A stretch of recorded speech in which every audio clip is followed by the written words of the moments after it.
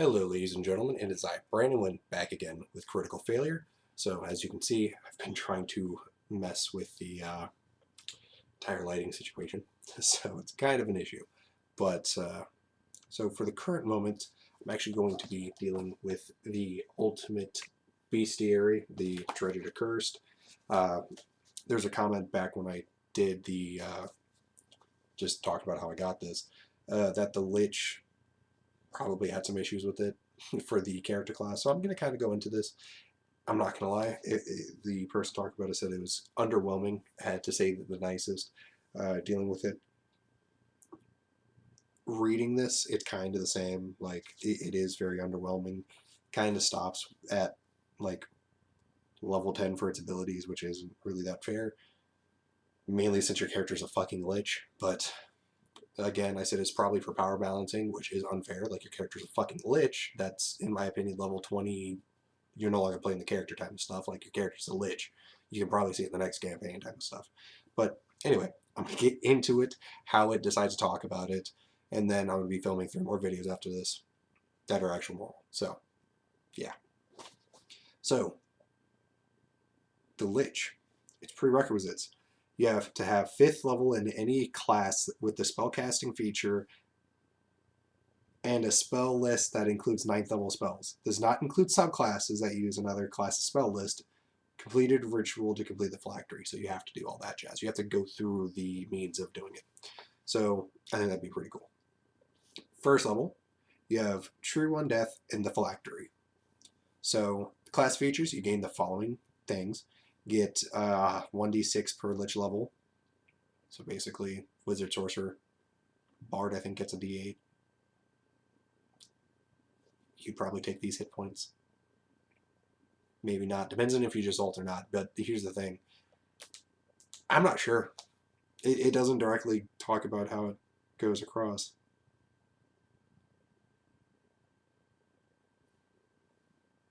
Oh, standard rules for multiclassing apply.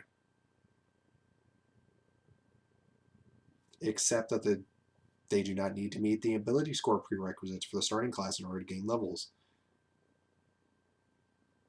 But the prerequisites apply. So basically, if you have a higher D8 thing, like say you play a Bard, the D6 doesn't matter. Anyway, hold on one second. There's no proficiencies that you gain from it, which is absolutely stupid. Personally, I think that, Arcana being such a major thing, if you magically don't get it, you should at least get a double the proficiency bonus for it. But, I'm not anyone. But again, that's probably from power balancing. Deflectory. When you become a Lich at first level, you create a phylactery. Any medium or smaller object assembled from multiple parts, such as an amulet, a music box, or a hand mirror. I don't believe it has to be. Excuse me, it has to be that. If you wanted it to be a fucking rock, I think you could be able to do that. That's just me. As long as you have a phylactery, it contains your soul and allows you to rejuvenate from your injuries. If you're killed while your phylactery is within 500 feet of the place where you died, you begin rejuvenating. You gain a new body in 1d10 days. It appears within 5 feet of phylactery, and you gain the benefits of a long rest, which is actually pretty cool. If you don't have your phylactery at the range or time of your death, or it is destroyed before you rejuvenate, your death is permanent, cannot be resurrected by any means, not even a true resurrection spell. See, that's bullshit. I don't like that. And I get that it's a power balancing thing, but other fucking liches are able to respawn anywhere. It'll take time for them to get to their thing, but you can fucking spawn, dude. At least in the liches that I've come across. And maybe that's a homebrew thing. Maybe 5th edition doesn't exactly go best into the lich. Maybe that's just me. But these things are never fucking truly dead unless you destroy the phylactery. Like, what? Even a fucking demi-lich doesn't completely die unless the phylactery is dead. Like, what the fuck, dude? This makes no sense. Power scaling? You're a fucking lich. 500 feet is not far, unless you're carrying it on your person, or someone else in your group, or maybe a bag of holding, which doesn't theoretically fucking count, because it's a whole plane of existence. If I'm correct, it's the astral plane, if I'm correct. I think it's something like that. So that doesn't count. Where are you keeping it? Unless you're staying in one place like a normal lich. This doesn't make sense for a player character to be doing in a party. Rant aside. True Undeath. Additionally, starting at first level, your type becomes undead rather than humanoid. Makes sense. You have resistance to necrotic damage. Makes sense. Immunity to poison and being poisoned, and gain dark vision up to 20 feet, unless you have dark vision with a greater distance. That makes sense. Spell casting mastery. Second level. From second level, you continue honing your spells as a spellcaster. Choose a class that you have at least 5 levels in, with the spell class feature, and the spell list that includes 9 levels, 9th level spells to be your spellcasting mastery class. You learn additional cantrip from that spell list of class. I get it if you like, you say you're a sorcerer and you want to get something from wizard or bard. I can see that, but there's not many. There's cleric. Kind of unfair in my opinion. Like that's all you get. What the fuck is the mastery?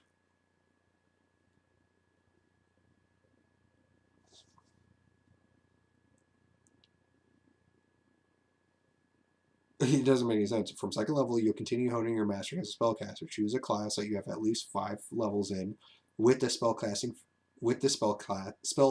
class feature. Basically, you're able to cast spells, and it has to have 9th level spells to be your spellcasting mastery class.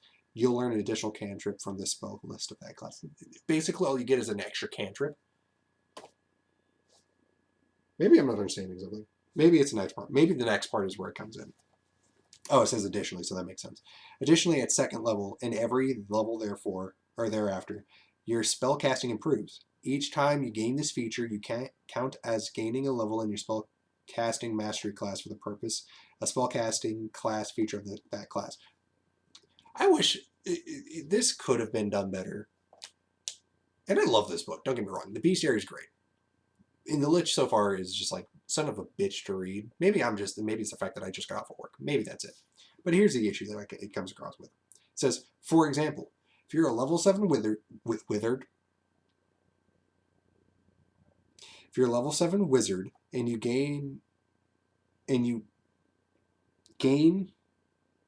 reach, what? Oh, okay. If you are a level 7 wizard and you you reach second level as a Lich.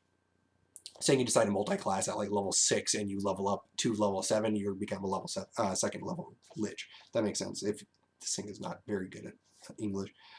Choosing wizard as your spellcasting mastery, you count as a level 8 wizard for the purpose of your wizard spellcasting class feature, including learning new spells at the maximum level of your spells and can learn and prepare. So basically, say you're level 7 wizard and a second level Lich, you count as a level 8 wizard, which basically caps at like level 20, but I don't know. Now, if there's like more of a thing, like you can do a D8 dealing with a certain type of element, I think that'd be really smart. I don't think that's in here. No, it does not appear to be in there. Do that, and I think like you get to be able to eventually master like 3 of the normal elements, so like, ice, fire, thunder, lightning, necrotic, radiant, shit like that. I think that would be really intelligent. I think necrotic should be given to you anyways because, you're a fucking Lich, you're undead. It's just me. It's just me. Also, I feel like as a Lich, eventually you should be able to learn from other spell lists. Like, I get that you kind of can already, but it says that you have to have it in your thing for the casting of the spell mastery list. That's what I can tell.